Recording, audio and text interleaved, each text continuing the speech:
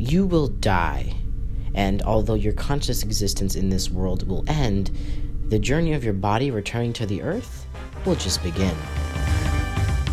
Welcome to the eternal cycle. Every person that has ever lived and every person that ever will live is trapped within this cycle, and you are no different. And although we all acknowledge that we're a part of the eternal cycle, most of us fail to think about what we're going to do with our bodies once we're gone.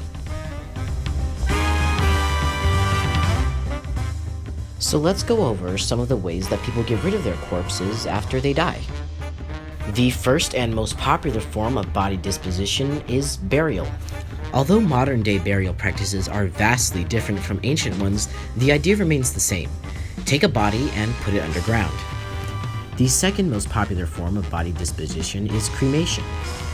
Cremation, the idea of burning a body, although becoming popular in 1876, was actually developed far before then, and is still today a very popular form of body disposition.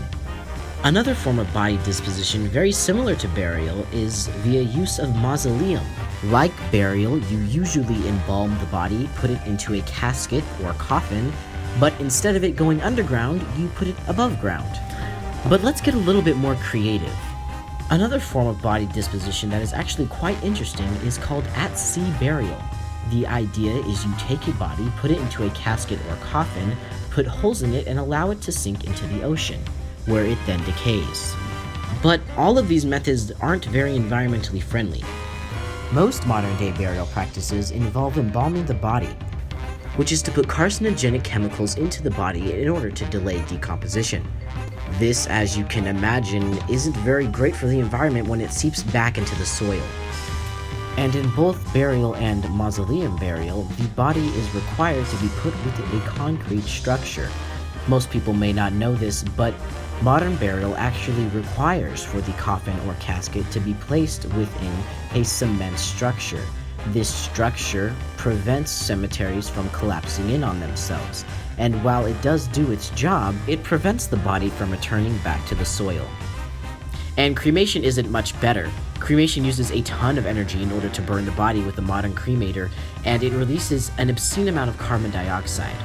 Not to mention, if you have a tooth filling, it releases mercury gas into the atmosphere. And of course, placing a metal casket into the ocean doesn't bode well for the local marine life. So what are some eco-friendly forms of body disposition? Natural burial is always a great option. Unlike modern burial, natural burial doesn't embalm the body and only uses wicker caskets, allowing for the body to easily decompose. Another awesome form of body disposition that isn't very popular is called Tibetan Sky Variants. The idea is you take a body, shroud it, place it atop a mountain, and allow for the vultures and animals to consume the body. And while personally I'm in love with Tibetan Sky Burial, most people are very off-put by the idea of animals eating their corpse. But there is one more form of eco-friendly disposition that I haven't covered yet. It was actually developed very recently and is very similar to cremation. It's called alkaline hydrolysis, or aquamation. The body is put into a chamber and through a series of chemical reactions is converted into an amino acid goop. The leftover bone fragments are then pulverized and given to the family within an urn. All of these eco-friendly methods are very appealing to a lot of people. However, the problem is that most of them are illegal. Alkaline hydrolysis is illegal in Texas. Any form of Tibetan sky burial is illegal in the United States, and you have to go through quite a bit of legal loopholes in order to have a natural burial. But why are these forms of body disposition illegal, and why are there so many restrictions on them? Well, the answer is twofold. First of all, death freedom is an issue that goes widely unnoticed because the vast majority of the public does not want to talk about death in such a corporeal context.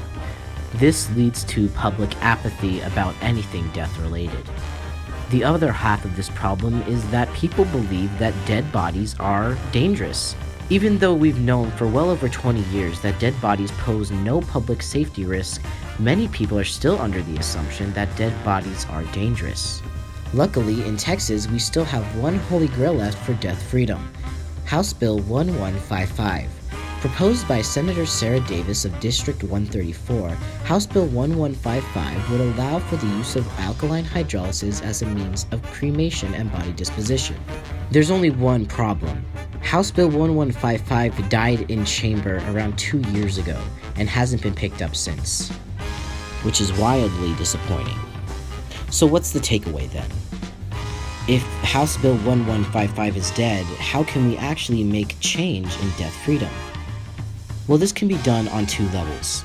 The first is the most important, and that is that you need to be constantly thinking about death and your death plan. What are you going to do with your body when you die? And what is your funeral going to look like? These questions need to be answered, and the more you think about them, the better prepared you'll be for your future. The second part of actually creating change is by letting your community know that you value death freedom.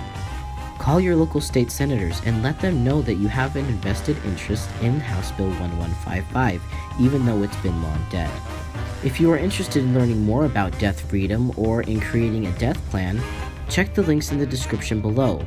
I have also included sources for all the claims I've made in this video. And if you have any questions for me directly, please feel free to email me at the address included below.